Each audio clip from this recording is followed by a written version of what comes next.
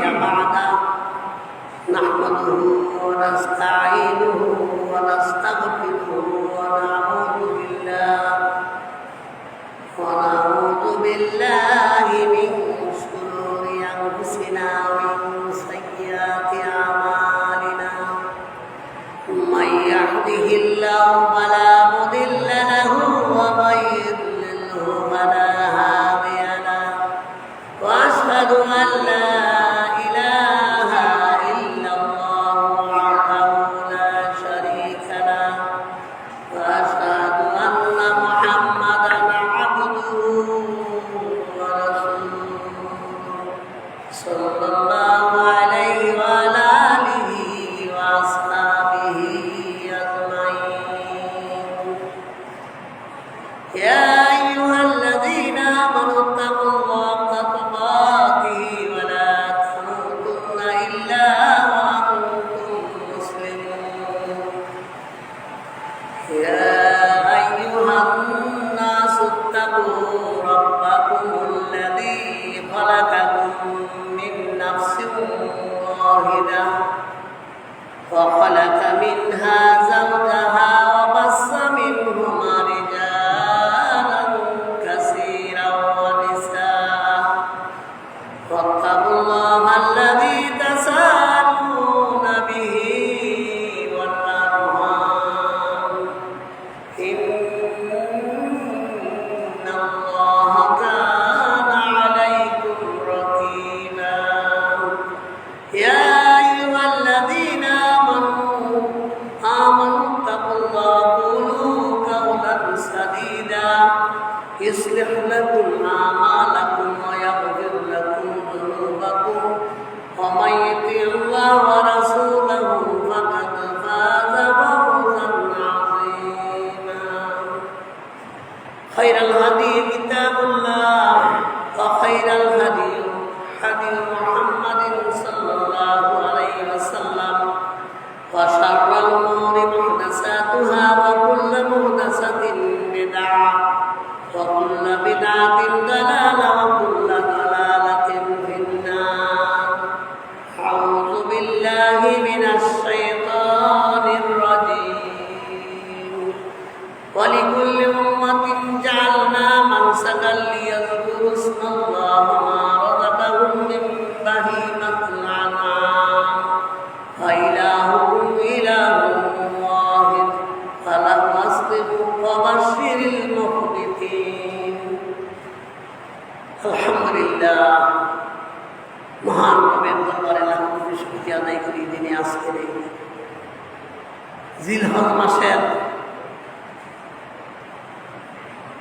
9 তারিখে সাইয়্যিদুল আইয়াম অত্যন্ত বরকতের দিন সোমবারে মহান আল্লাহ তাআলা আমাদেরকে নির্বাচিত করে আমাদেরকে পছন্দ করে মসজিদে আসা তৌফিক দিলেন আমরা সেই মনিবের দরবারে সকলেই কালিমা পড়ি সকলেই বলি আলহামদুলিল্লাহ রব্বানা ওয়া লাকাল হামদ হামদান কাসীরান তাইয়িবান মুবারাকান ফীহি ইয়া রাব্বি লাকাল হামদু কামা ইয়ানবাগি লিজালালি ওয়াজহিক ওয়া আযীমি সুলতানিক সম্মানিত হাজিরিন আমি গত পরপর 2 জুমায় জিলহজ মাসের প্রথম জুমায় জিলহজ মাসের 10 দিনের পূর্বেও সম্পর্কে আর প্রথম জুমায় কুরবানির ইতিহাস সম্পর্কে আলোচনা করেছিলাম। আমাদের সমাজের লোকেরা কুরবানি আসলে আমাদের দেশের লোকেরা কুরবানি ঈদ আসলেই তাদের চিন্তা চেতনায় শুধু একটা জিনিসই থাকে, কবে গরু কিনবো, কবে ছাগল কিনবো, কুরবানি দিব। কিন্তু এই মাসেতে কতগুলি আমল রয়েছে, অত্যন্ত বরকতের সময়, অত্যন্ত ফজিলতের সময় অতিবাহিত হচ্ছে, ওইদিকে আমরা কিন্তু খেয়াল করি না। আমরা শুধু গরু আর ছাগলের পিছনে দৌড়াই। দেখেন আমাদের দেশের আলেম ওলামারা ওনারও কুরবানির ঈদের সময় কুরবানির মাসাইল গরুটার শিং কেমন হবে, লেজ কত থাকলে চলবো, কয় ভাগ করে দিতে হবে, এই সমস্ত বিষয় নিয়ে আলোচনা করি। এবং বিশেষ করে কুরবানির ইতিহাস ইব্রাহিম আলাইহিস সালামের তার ছেলে ইসমাইল আলাইহিস সালামের কাহিনী আমরা যুগ যুগ ধরে শুনে আসছি ওলামাদের মুখ থেকে। এবং তাদের এই করুণ কাহিনী শোনার পরে কতগুলো যাদের চোখের পানি জড়াইছে, কেঁদে মুখ ভাষায় আবার অনেকেই আত্মত্যাগের মাধ্যমে কুরবানির এই নিয়মটা চালু রাখেন। কিন্তু আসলে কুরবানি আল্লাহ কেন দিলেন, কুরবানির উদ্দেশ্য কী, কুরবানির মাহাত্ম্য কী, কুরবানির তাৎপর্য কী, কুরবানি আমরা কেন করব, এই বিষয় নিয়ে আমাদের দেশে খুব একটা আলোচনা হয় না। আমাদের ওলামারা মাসলা মাসাইল, কুরবানির মাসলা মাসাইল এগুলি নিয়ে আলোচনা করে, কুরবানির ইতিহাস, কুরবানি এই সমস্ত আলোচনা করা হয়। কিন্তু কুরবানি আমরা কেন দিব, আমাদের কুরবানির মধ্যে কী শিক্ষা রয়েছে, এই কুরবানিতে কী লেসন আছে, কী মেসেজ রয়েছে, এই সমস্ত বিষয়ে আলোচনা খুব একটা হয় না বললেই চলে। তাই আমি আজকে মনস্থ করেছি আজকের এই জুমার খুতবায় আমি কুরবানির শিক্ষা সম্পর্কে, কুরবানির 10টি শিক্ষা সম্পর্কে আলোচনা করবো। বিনাসিয়াতিল্লাহ বিফাদলিল্লাহ আলাইহি তাওয়াক্কালতু ওয়া ইলাইহি উনীব লা ইলমা লানা ইল্লা মা আল্লামতানা। আসলে আমার বলার কিছু নাই, আমি মহান মনিবের কাছে সাহায্য কামনা করছি। রব্বি জিদনি ইলমা রব্বি ইশরাহ লি সাদরি ওয়া ইয়াসসির লি উকদাতাম মিন লিসানি ওয়া ইয়াফকাহু কাওলি। মহান আল্লাহ যদি আমাকে তৌফিক দেন তবেই বলতে পারবো। আল্লাহুম্মা সাল্লি আলাইহি আল্লাহুম্মা বারিক। সম্মানিত হাজিরিন, কুরবানি থেকে আমরা কী কী শিক্ষা নিব? কুরবানি আমরা তো দেই, আমরা তো গরু জব করি, গরুর গোশত খাই, মনে করি এইটাই সবচেয়ে বড়। কিন্তু এর মধ্যে যে কতগুলি শিক্ষা রয়েছে, শিক্ষণীয় বিষয়গুলি আমরা এখনো চিন্তা করি না। হ্যাঁ, যুগ যুগ চলছে। এই কুরবানির কী উদ্দেশ্য, কুরবানি কেন করি, কী উদ্দেশ্যে করি, কুরবানির এই সমস্ত বিষয় নিয়ে আমরা কেউ গবেষণা করি না। তাই আমি আজকে এই কুরবানির শিক্ষামূলক কতগুলি কথা আমি আলোচনা করবো। বিনাসিয়াতিল্লাহ বিফাদলিল্লাহ। 1 নম্বরে কুরবানি থেকে আমরা যে শিক্ষাটা পাই সেটা হলো শর্তহীন আনুগত্য। 1 নম্বরেই আমরা কুরবানির মাধ্যমে শর্তহীন আনুগত্যের শিক্ষা আমরা পাই। ইব্রাহিম আলাইহিস সালাম, আপনারা জানেন ইব্রাহিম আলাইহিস সালাম যখন মহান আল্লাহ তাআলা ইব্রাহিম আলাইহিস সালামকে অর্ডার করলেন তোমার ছেলেকে কুরবানি করো, তিনি যখন স্বপ্নে যখন আদেশ দিলেন, হ্যাঁ, তখন ফালাম্মা বালাগা মা'আহুস সা'য়া ক্বালা ইয়া বুনাইয়া ইন্নী আরা ফিল মানাম আন্নী আযবাহুকা ফানজুর মাযা তারা ইয়া আবাতি ইফআল মা তু'মার সাতাজিদুনি ইনশাআল্লাহু মিনাস সাবিরিন। হযরত ইব্রাহিম আলাইহিস সালাম যখন স্বপ্নযোগের আদেশ প্রাপ্ত হলেন, আসলে নবীদের স্বপ্ন না, নবীদের স্বপ্ন ওহী। তিনি তো চাইলে আল্লাহর কাছে বলতে পারতেন, আল্লাহ সারা জীবন সন্তান নিঃসন্তান রেখেছ, সারা জীবন সন্তান ছিল না, শেষ বয়সে একটি সন্তান দিয়েছ। হ্যাঁ, এবং তিনি এইভাবে বলতে পারতেন, আল্লাহ তুমি আমার উপর রহম করো, হ্যাঁ, আমার উপরে আদেশটা তুমি উগ্র করো, এরকম বলতে পারতেন। দেখেন, সারা জীবন 86 বছর বয়সে তিনি একমাত্র ছেলে ইসমাইলকে তিনি প্রাপ্ত হন, তিনি পান। আর এই ছেলেকে, হ্যাঁ, আল্লাহ আদেশ করলেন কুরবানি করো। তিনি একবারও চিন্তা করলেন না, একবারও বললেন না, ভাবলেন না। হ্যাঁ, তিনি নিঃশর্ত আনুগত্য করলেন।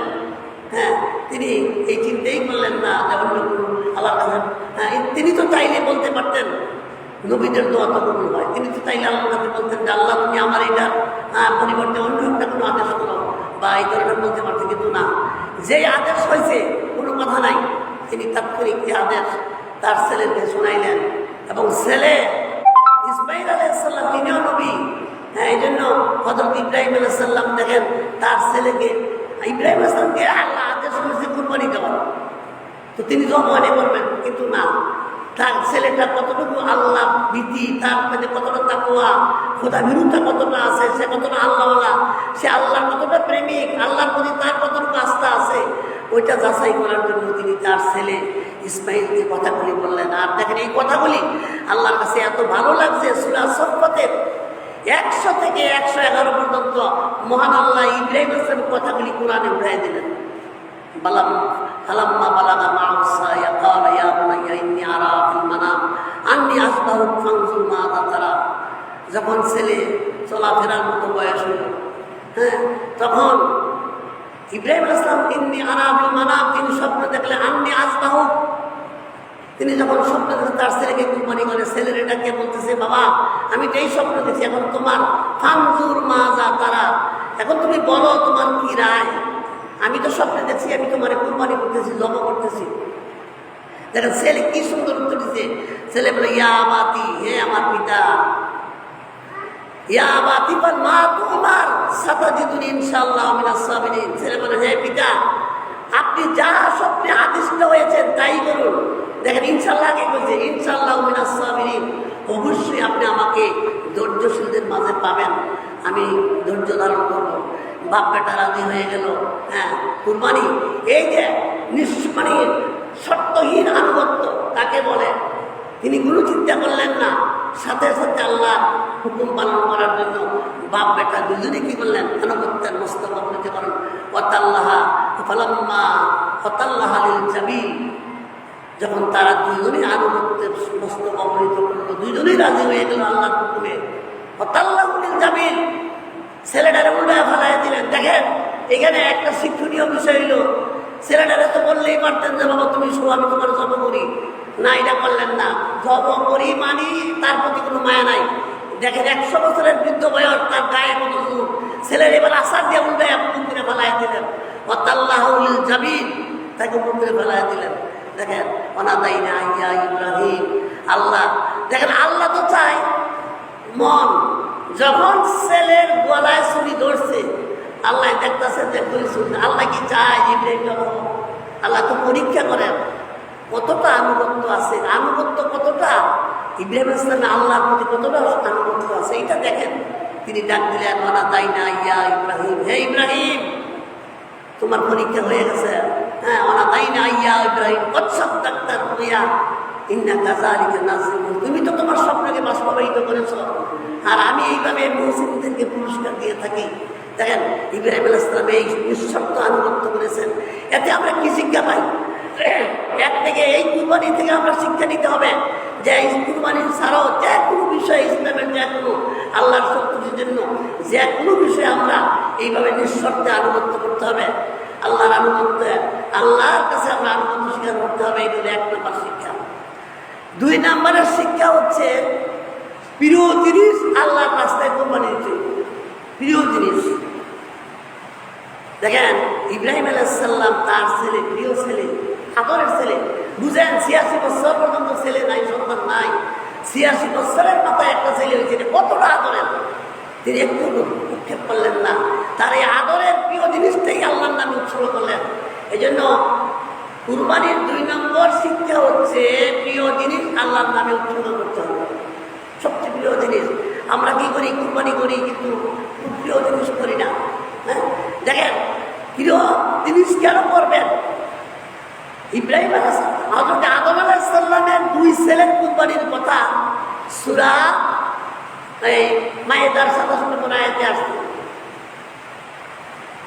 ওয়াতলু আলাইহিম নাবা আবনাই আদম বিল হক ইয কাররাবা কুরবানান ফাতুকবিলা মিন আহাদিহিম ওয়া লাম ইয়াতাকাব্বাল মিনাল আখার ক্বালা লাআকতুলান্না ক্বালা ইন্নামা ইয়াতাকাব্বালু মিনাল মুত্তাকিন। দেখেন প্রিয় জিনিস, যখন আপনারা জানেন এই ঘটনা আমার বাবার ঘটনা, আমি কত সময় কুরবানি এই আদম আলাইহিস সালামের 2 ছেলে হাবিল কাবিলের ঘটনা আমি আলোচনা করছি। আজকে ঘটনা বলবো না, শুধু দৃষ্টান্তটা দিব।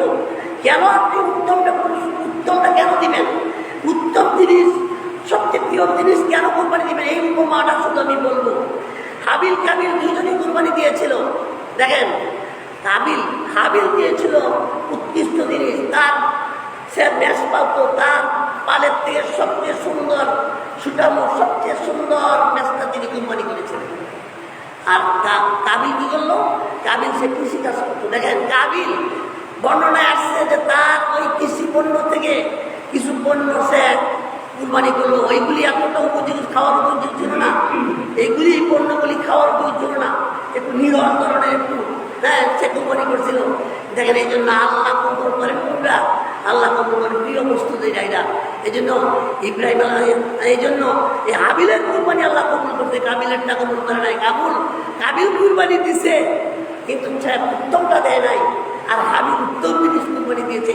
সবচেয়ে তার পালের মধ্যে সবচেয়ে ভালো, সবচেয়ে স্বাস্থ্যবান, সুন্দর, সবচেয়ে সুন্দর দামি বড় ওই দুর্বাটাই তিনি কুরবানি দিয়েছিলেন। এই জন্য আমরা কুরবানি থেকে 2 নম্বরের শিক্ষা নিব যে যখন কুরবানি দিব উত্তমটাই দিব, যত উত্তম দিব। অনেকে কয় কুরবানির দাম হচ্ছে, কুরবানি আমার দাম কি? কুরবানি যত টিয়া দিচ্ছে এটা হয়ে গেছে, অনেক দাম হয়ে গেছে, ও আমি ঠকছি 10,000 টাকা বেশি গেছে না, এইটা মূল কথা। কুরবানি মানে ঠকা নাই, কুরবানি যত বেশি দেয় এটা আল্লাহ নামে দিচ্ছেন। এটা তো এমন না আপনি বেচে দেওয়া উঠাইবেন, এই জন্য এই কথাটা বলবেন না কখনো যে আমার গরুটার দাম হয়েছে 10,000 টাকা বেশি গেছে আর 10,000 টাকা, এরকম না। অর্থাৎ যত বেশি দাম দিয়ে দিবেন, যত উত্তম দিবেন, সবচেয়ে সুন্দর দিবেন। সুন্দরটা দেওয়ার লাগে যদি 20,000 50,000 বেশি লাগে তবুও দিবেন। আল্লাহ চাই মানুষের সুন্দর, সবচেয়ে উত্তম জিনিস। এই জন্য 2 নম্বরের কুরবানির 2 নম্বর শিক্ষা হচ্ছে সবচেয়ে প্রিয় জিনিস, সবচেয়ে সুন্দর জিনিসটা আল্লাহ রাস্তায় কুরবানি দিবেন, যেটা হাবিল করেছিল, যার জন্য হাবিলের কুরবানি আল্লাহ কবুল করলেন। হ্যাঁ, তাকাব্বিল, হ্যাঁ, আল্লাহ তাআলা কবুল করেছিলেন। এই জন্য আমরা যে কোনো জিনিস ইসলামের জন্য, দিনের জন্য দান খয়রাতের বিষয়ে যখন আল্লাহ রাস্তায় দান করব, তখন উত্তম জিনিসটা দান করব। কুরবানি দিলে উত্তম জিনিসটা দিব, দান করার দিলে উত্তম জিনিসটা দিব।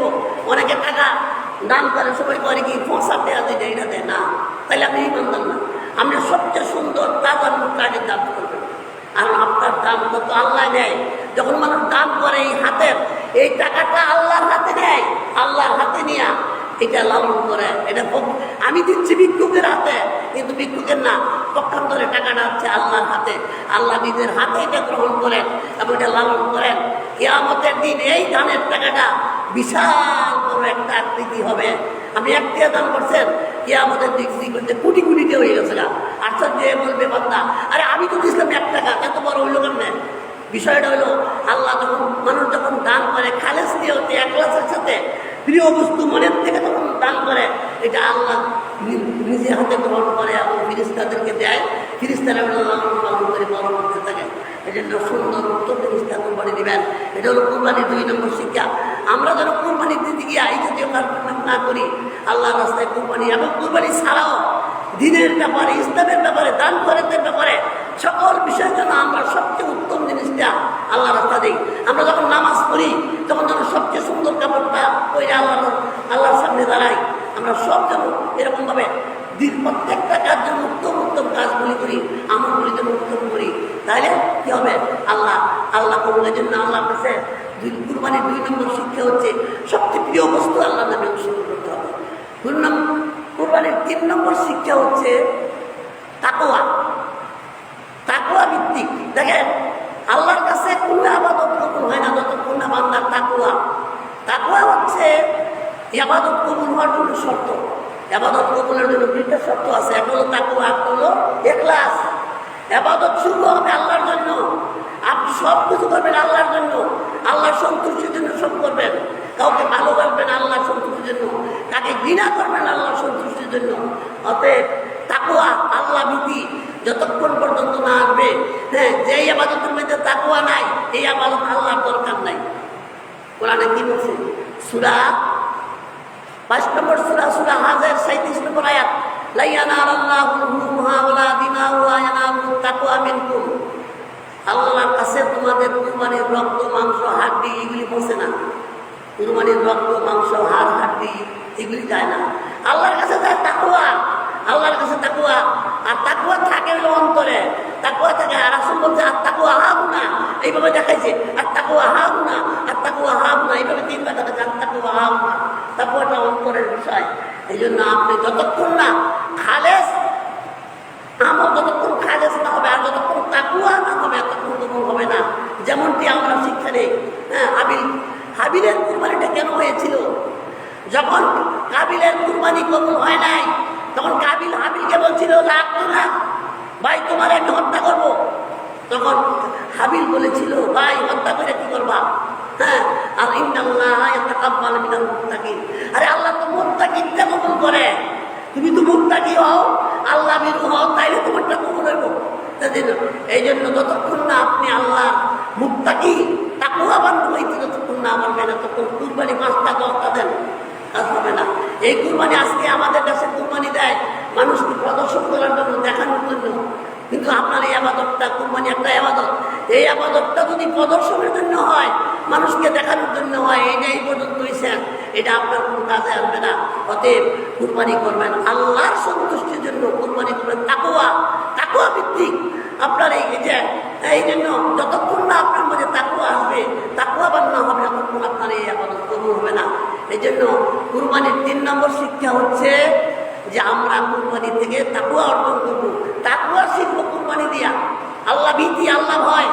ইব্রাহিম আলাইহিস সালাম তো এটাই করেছিলেন, ইসমাইল তো এই তাকওয়ার কারণেই তো, আল্লাহ ভীতির কারণেই তো তিনি এটা করেছিলেন। এই জন্য আমরা প্রত্যেকটা আমলের বিষয়ে, প্রত্যেকটা ইবাদতের জন্য আমরা তাকওয়া, নামাজ পড়বো তাকওয়ার সাথে, তাকওয়া ছাড়া কোনো কাজ হবে না। ইন্না সালাতি ওয়া নুসুকি ওয়া মাহইয়ায়া ওয়া মামাতি লিল্লাহি রাব্বিল আলামিন। আমার সালাত, আমার কুরবানি, আমার জীবন, আমার মরণ লিল্লাহি রাব্বিল আলামিন, এইভাবে বলতে হবে আল্লাহ তোমার জন্য, তাহলে তাকওয়া হবে। আমার জীবন, আমার মরণ, আমার সালাত, আমার কুরবানি শুধু তোমার জন্য, আর কোনো উদ্দেশ্য না আল্লাহ, তাইলে ওটা তাকওয়া হবে। যতক্ষণ না আপনার তাকওয়া যতক্ষণ না হবে, যত কুরবানি দেন কোনো কাজ হবে না, কুরবানি আল্লাহর কাছে পৌঁছবে না। এই জন্য তাকওয়া ভিত্তিক কুরবানি দিতে হবে। আমরা 3 নম্বরে কুরবানির শিক্ষাটা লাভ করছি, এটা হলো কুরবানি থেকে আমরা তাকওয়া শিক্ষা লাভ পাই। 4 নম্বর হচ্ছে সবর। 4 নম্বর কুরবানি আমাদেরকে যে শিক্ষাটা দেয়, এটা হলো সবর বা ধৈর্য। দেখেন ইব্রাহিম আলাইহিস সালাম কেমন ধৈর্য সহ্য ছিলেন। 86 বছর বয়সে ছেলে নাই, তিনি কোনো মাজারও গেছে না, কোনো মাজারও গিয়ে কইছে না মাজার হলো আমার সন্তান দাও। তিনি আল্লাহর কাছে চাইছে, কত ধৈর্য চাই, 1 দিন 2 দিন চাই নাই, চাইতে চাইতে 86 বছর ধরে এরকম অধৈর্য হয় নাই। তারপরে যখন একটা ছেলে হয়েছে, ধৈর্য কারে কয় দেখেন, নবী রাসূলুল্লাহ ছিলেন ধৈর্যের মুক্ত প্রতীক, তাদের থেকে ধৈর্যের শিক্ষা নেন। 86 বছরের একমাত্র ছেলে, ছেলে জন্মের পরই আল্লাহ আদেশ দিলেন, ইব্রাহিম তুমি আর তোমার সন্তান হাজেরাকে সহ কাবার উপত্যকা নির্বাসন দাও। একবারও বলেন না আল্লাহ তুমি আমাকে নিষ্ঠুর আদেশটা কেন করো? সারা জীবনের শেষ বেলায় আমার বৃদ্ধ বয়সে একটা ছেলে দিলা, তাও ছেলে জন্মগ্রহণ করার পরে নির্বাসন দিতে বলো, এমন নিষ্ঠুর আদেশটা কেন করো? একবারও তিনি করেন না, তিনি কি করলেন? সবর করলেন, ধৈর্য ধারণ করলেন। তিনি সবরে ফিরলেন, তিনি তার ছেলে এবং তার স্ত্রীকে নির্বাসন দিলেন। কাবা কেমন জায়গা, যেখানে কিচ্ছু নাই, ঘর নাই, বাড়ি নাই, দুধু বালু না, মরুভূমি, কিচ্ছু নাই, গাছপালা নাই, সেই জনমানব নীরব এলাকা, নিস্তব্ধ এলাকা, জনবসতিহীন, কোনো মানুষ নাই, নীরব, পাখি পশু পাখি পর্যন্ত কিছু নাই।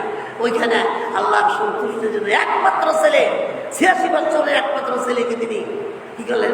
ওইখানে দিলেন, নির্বাসন দিলেন এবং সবর করলেন, ধৈর্য ধারণ করলেন। আল্লাহ তার কি করলেন?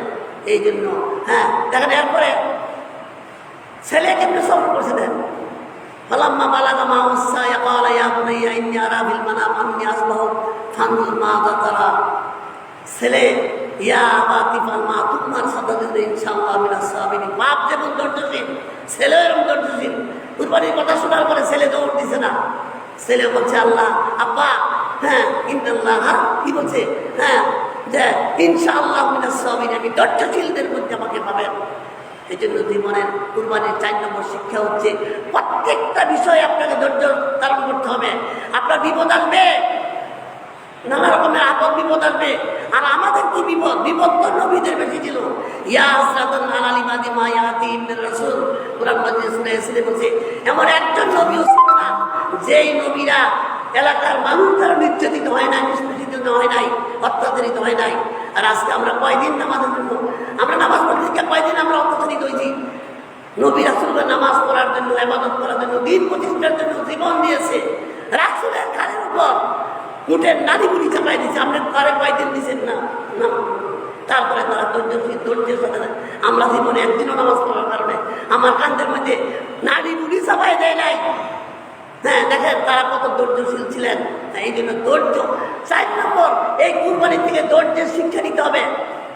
কোরআন মাজিদের সূরা বাকারার 155 নম্বর আয়াত, ওয়ালা নাবলুওয়ান্নাকুম বিশাইইন মিনাল খাউফি ওয়াল জুই ওয়া নাকসিম মিনাল আমওয়ালি ওয়াল আনফুসি ওয়াস সামারাত ওয়া বাশশিরিস সাবিরিন আল্লাযীনা ইযা আসাবাতুহুম মুসিবাতুন ক্বালু ইন্না লিল্লাহি ওয়া ইন্না ইলাইহি রাজিউন। দেখেন কি বলছে আল্লাহ, আল্লাহ মুমিনদের পরীক্ষা করে, মুমিন হইতে করবো কোন ছাত্রের পরীক্ষা নেই? যেই ছাত্র ভর্তি করছে, যেই ছাত্র স্কুল ভর্তি হচ্ছে তারও তো পরীক্ষা নেই। যারা ভর্তি হচ্ছে না এখনই কি পরীক্ষা নিব? ভর্তি হবে ইমান আনা। যারা মুসলিম, যারা ইমানদার, তারা আল্লাহর দপ্তরে ভর্তি হয়েছে। এই কথাটা বোঝেন? যারা ইমান আছে তারা আল্লাহর দপ্তরে ভর্তি হয়েছে। পরীক্ষা তো তারই, যেই ছাত্র ভর্তি হয় তারই তো পরীক্ষা হয়। পরীক্ষা ছাড়া জীবনে কেউ উন্নত সোপানে উঠতে পারে না। উন্নত সোপানে যাইতে হলে পরীক্ষা দিতে হবে। আপনার উন্নতি পদোন্নতি করতে হলে পরীক্ষা দিতে হবে। পরীক্ষা ছাড়া কিছু হবে না। এই জন্য নবীরা পরীক্ষা দিয়েছিলেন। ইব্রাহিম আলাইহিস সালাম বহুত 14টা, ইব্রাহিম আলাইহিস সালামের জীবনে 13-14টা পরীক্ষা, কঠিন পরীক্ষা দিয়ে তিনি ইব্রাহিম আলাইহিস সালাম আল্লাহর খলিল হয়েছেন। এই জন্য আমাদেরও পরীক্ষা আসবে। যে যত ইমানদার তার তত পরীক্ষা। আপনার ইমান যত বেশি, আপনার বিপদ তত বেশি। আর দুনিয়া সিজুল মুমিনিন ওয়া জান্নাতুল কাফিরিন। রাসূল বলছে মুমিনের জন্য দুনিয়াটা কারাগার আর কাফেরের জন্য জান্নাত। এই জন্য দেখবেন যে ইমানদারের উপর বিপদ থাকবে, এটা আল্লাহ পরীক্ষা করবো। কোরআন শরীফে এই যে আয়াতটা বললাম, সূরা বাকারা 115 নম্বর আয়াত, ওয়ালা নাবলুওয়ান্নাকুম বিশাইইন মিনাল খাউফি ওয়াল জুই ওয়া নাকসিম মিনাল আমওয়ালি ওয়াল আনফুসি ওয়াস সামারাত। আল্লাহ ইমানদারের পরীক্ষা করবো কি দিয়া? ভয় দিয়া, নানা রকমের ভয় দিব, বিপদ। দেখছেন না কয়েকদিন আগে করোনা হয়েছে, কি পরীক্ষা করবো? ওয়ানাকসিম মিনাল আমওয়াল, জানের মালের ক্ষতি করবো, ব্যবসায় লস হইব, ব্যবসায় লস করে দিব, ফসলের ক্ষতি হইব। আমওয়ালি ওয়াল আনফুসি, আর কি হইব? জানের ক্ষতি হইব, নিজের জানের ক্ষতি হইব, অসুস্থ হইব। আইয়ুব আলাইহিস সালাম আপনি কি ক্ষতি হয়েছে? আইয়ুব আলাইহিস সালাম এরকম ভাবে 11 বছর, কেউ কবরে আরো বেশি, এরকম তিনি অসুস্থ ছিলেন, কিন্তু অধৈর্য হন নাই। আইয়ুব আলাইহিস সালাম দীর্ঘদিন অসুস্থ ছিলেন, কিন্তু অসুস্থ থাকার পরও তিনি আল্লাহর উপর অধৈর্য হন। নবীদের এই জন্য বিপদ আসলে আপনাকে বলতে হবে ইন্না লিল্লাহি ওয়া ইন্না ইলাইহি রাজিউন। এটা বিপদের দোয়া। আমাদের কাছে এটা মনে হয় মরার দোয়া না, এটা মরার দোয়া না। সংসদে জাতীয় সংসদে একজনে এমপি এই বিপদের এই দোয়াটা করছিলেন। তো অন্য সংসদের এমপিরা মনে করছে কেউ মারা গেছে, এবং পরবর্তীতে এটা নিয়ে ওনারা অনেক হেনস্থা করা হয়েছে, কিন্তু এরা বুঝে না এটা মরার দোয়া না। আমরা তো বলি ইন্না লিল্লাহি কেউ মরছে না, এটা বিপদের দোয়া। ইন্না লিল্লাহি ওয়া ইন্না ইলাইহি অর্থ কি? নিশ্চয়ই আমরা আল্লাহর জন্য, আর ওয়া ইন্না ইলাইহি রাজিউন আমরা তার কাছে ফিরে যাবো। বিপদের সময় দোয়া করতে হবে। মানুষ করার দোয়া এটা না। মানুষ করার দোয়া হইলো আল্লাহুম্মা গফির লাহু ওয়ারহামহু, জানে হই না আল্লাহুম্মা গফির লাহু ওয়ারহামহু, এটা হইলো আবার ওয়াসাব্বিতু, আসার একটা দোয়া আছে আল্লাহুম্মা গফির লাহু ওয়াসাব্বিতু, এটা হলো মানুষ করার দোয়া। কিন্তু আমাদের লোকেরা এত অজ্ঞ, কোনটা মরার দোয়া কোনটা বিপদের দোয়া জানে না। মনে হচ্ছে এটা হইল তো মরার দোয়া। ইন্না লিল্লাহি ওয়া ইন্না ইলাইহি রাজিউন। এই বিপদ আপদে মুমিনরা দেখেন 5টা জিনিস দিয়া আল্লাহ মুমিনদের 5টা পরীক্ষা দেয়।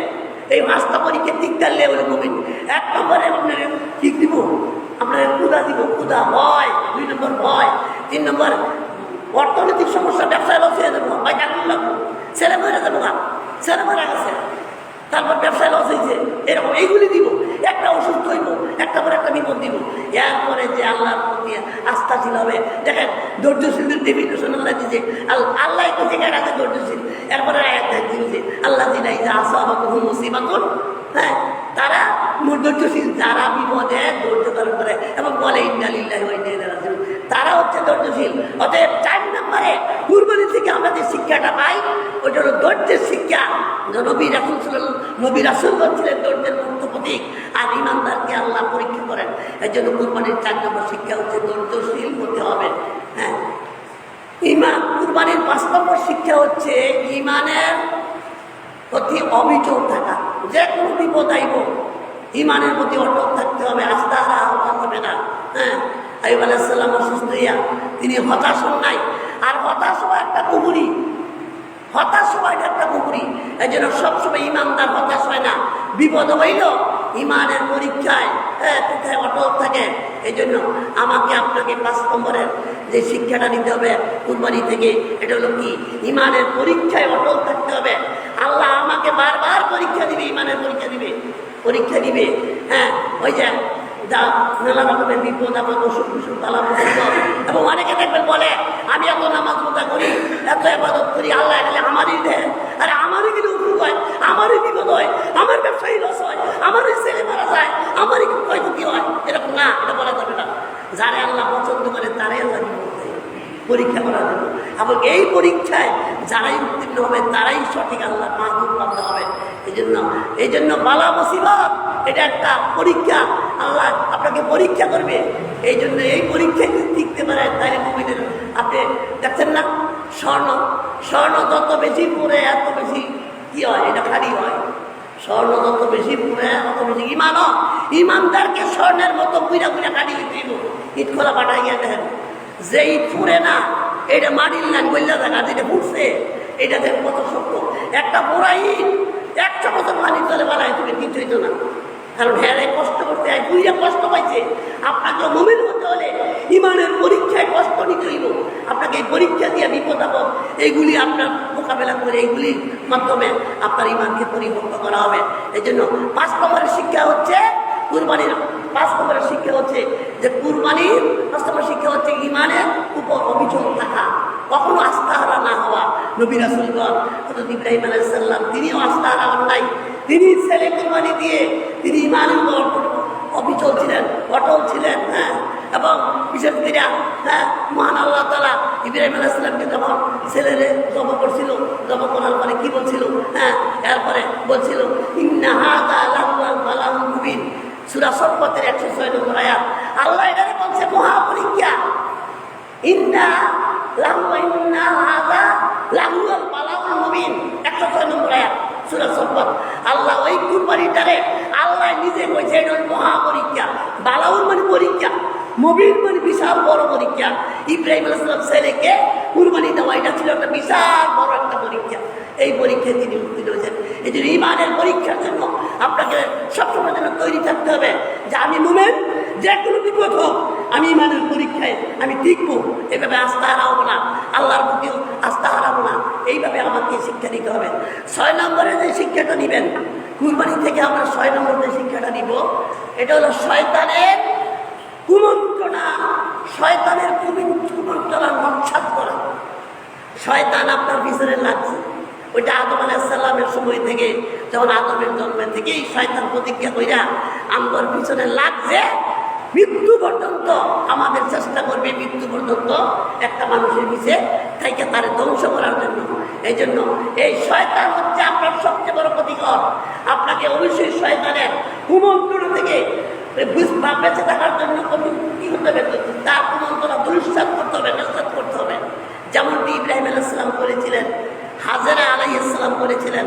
একটা বর্ণনায় আসছে যখন ইসমাইলকে ইব্রাহিম আলাইহিস সালাম যখন মিনাতে লয়ে গেলেন কুরবানির জন্য, তখন শয়তান হাজেরার কাছে গেছে, গিয়া বলতেছে হাজেরা জানো তোমার ছেলের কোথায় নিয়ে গেছে? না জানি না, তোমার ছেলেরা জবাই করতে নিছে। এটা আবার কেমনে হয়? বাপে কি ছেলেরা জবাই করতে হয়? হ্যাঁ পারবে। কেমনে? তোমার আল্লাহ কইছে জবাই করতো, এই আল্লাহরে খুশি করার লাগি, তোমার আল্লাহরে খুশি করার লাগি তোমার স্বামী তোমার ছেলের জবাই করতো। এবার হাজেরা বড় জ্ঞানী ছিলেন, হাজেরা বড় বুদ্ধিমতী ছিলেন। এবার বুঝতে পারছে তোরা তো আমি চিনে লাগছি, আর তুই তো শয়তান, আমার কথা মানে আমার আল্লাহ মানে তোর আল্লাহ না, ও তুই তো শয়তান, তো আমার আল্লাহ কর। তখন বলে, তখন শয়তানকে বলছে, চ্যালেঞ্জ করছে, শোন এই আল্লাহ হুকুম যদি হয়ে যায়, আমার আল্লাহ যদি হুকুম হয়ে যায় ইসমাইলের কুরবানি দেওয়া লাগি, তো একটা ইসমাইল না, আমার যদি আরো 10টা ইসমাইল থাকতো তাতেও আমি দিতাম কুরবানির জন্য। এই জন্য কি করতে হবে? এইভাবে আপনার এই ইমানের পরীক্ষা আপনাকে অটল থাকতে হবে। ইমানের পরীক্ষা আপনি শয়তানকে নস্যাৎ করতে হবে, শয়তানের কুমন্ত্রণা থেকে নিজেকে হেফাজত করতে হবে, শয়তানের সাথে মোকাবেলা করতে হবে, তার বিরোধিতা করতে হবে। আর যদি ফজরের আযান দিলে যদি হয়ে যায় তো শয়তান খুশি, যদি আপনি শয়তানকে খুশি করতে চান, ফজরের আযান দিতে মনে করছেন না তো শয়তান খুশি হইব। আর যদি উঠে যান না তাহলে শয়তান বেজার হইব, আর দেখেন আপনি কোনটা করবেন। এই জন্য শয়তানের কুমন্ত্রণা থেকে নিজেকে হেফাজত করতে হবে। এদিকে ইব্রাহিম আলাইহিস সালামকেও শয়তান চেষ্টা কম করছে না। আপনারা জানেন 3টা জামরাতে হজের সময় 3টা জামরায় হাজিরা কঙ্কর মারে। কেন? কারণটা কি জানেন? এটা কঙ্কর মারাটা ফরজ করে দিচ্ছে, ওয়াজিব করে দিচ্ছে আল্লাহ। এই ঘটনাটা হয়েছিল যখন ইসমাইলকে নিয়ে গেলেন, তখন শয়তান বলল ইব্রাহিমকে যে ইব্রাহিম তুমি যে একটা কাজ করতে এটা একটা বোকামি কাজ হইতেছে, চিরটা দিন তোমারে মানুষ ব্যাখ্যা করবে যে কি একটা স্বপ্ন দেখছে, এই স্বপ্নের জন্য ছেলেটারা জন্ম করে রয়েছে। তোমাদের বাপ মাঠারা চিরদিন ইতিহাসে তোমাদেরকে বোকা বলবে লোকেরা এটা একটা কাম হইলো, স্বপ্ন মানুষ কত কিছু দেখেন। হ্যাঁ, এদের মানুষ সন্তান জন্ম করতে এরকম ভাবে ইব্রাহিমকে তিনি শয়তানের প্রতারণা করতে লাগলো, কুমর্দন দিল। ইব্রাহিম আলাইহিস সালাম তাদের কি করলেন? পাথর মারছিলেন। এই শয়তানকে পাথর মারছিলেন 3 বারে, 7টা মেরে 3 জায়গায়। এই দেখ আল্লাহর এই জিনিসটা আল্লাহর কাছে এত ভালো লাগছে, চিরদিনের জন্য হাজিগণের জন্য এটা ওয়াজিব করে দিয়েছে। এই জানলাতে পাথর মারা, 3 দিন পাথর মারা ওয়াজিব করে দিয়েছে। এই জন্য ইমানের পরীক্ষায় সবসময় শয়তানের কুমন্ত্রণা থেকে নিজেদের হেফাজত রাখতে হবে। 7 নম্বরের শিক্ষা মনে রাখতে হবে। আমার শিক্ষা, এই শিক্ষাগুলি মনে রাখতে হবে। 7 নম্বরে কুরবানির শিক্ষা হচ্ছে যে সকল ভালোবাসার চাইতে আল্লাহর ভালোবাসাকে প্রাধান্য দিতে হবে। আপনার যত পৃথিবীতে যত মানুষকে ভালোবাসেন, ভালোবাসতে হবে আল্লাহর জন্য। একজনে ভালোবাসেন আল্লাহর জন্য ভালোবাসবেন, একজনে ঘৃণা করেন আল্লাহর কারণে ঘৃণা করবেন। অতএব মুনাফিককে কি আপনি ভালোবাসতে পারবেন? মুনাফিককে ঘৃণা করতে হইব। কাফেরকে আপনি ভালোবাসতে পারবেন? ঘৃণা করতে হইব। এটা কেন করবেন?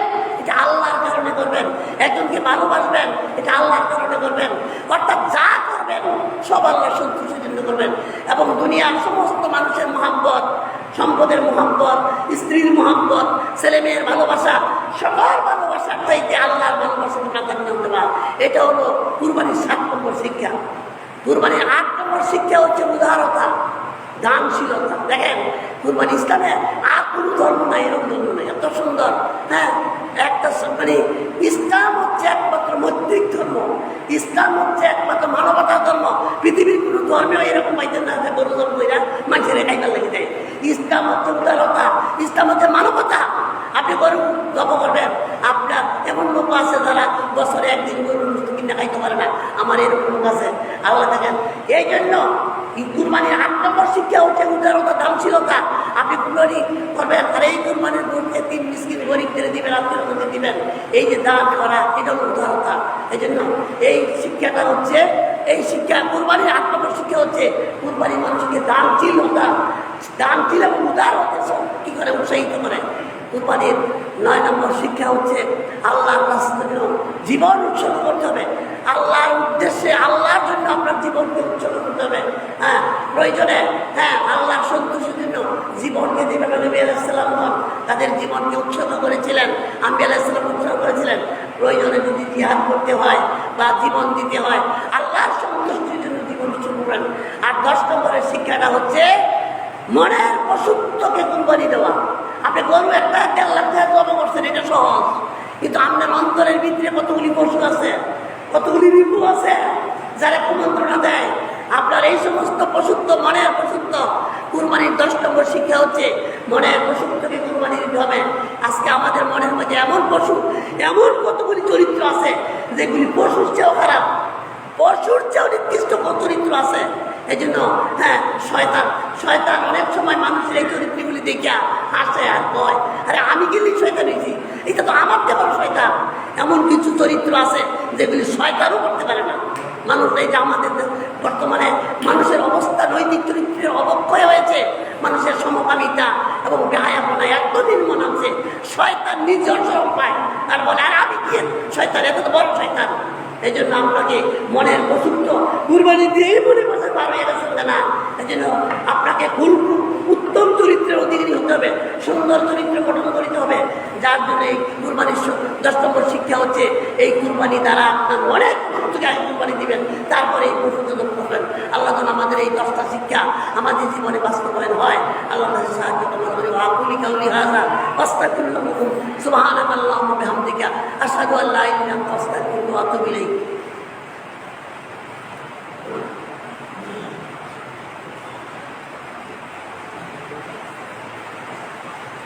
إن الحمد لله نحمده ونستعينه ونستغفره ونعوذ بالله من شرور أنفسنا ومن سيئات أعمالنا من يهده الله فلا مضل له ومن يضلل فلا هادي له وأشهد أن لا إله إلا الله وحده لا شريك له وأشهد أن محمدا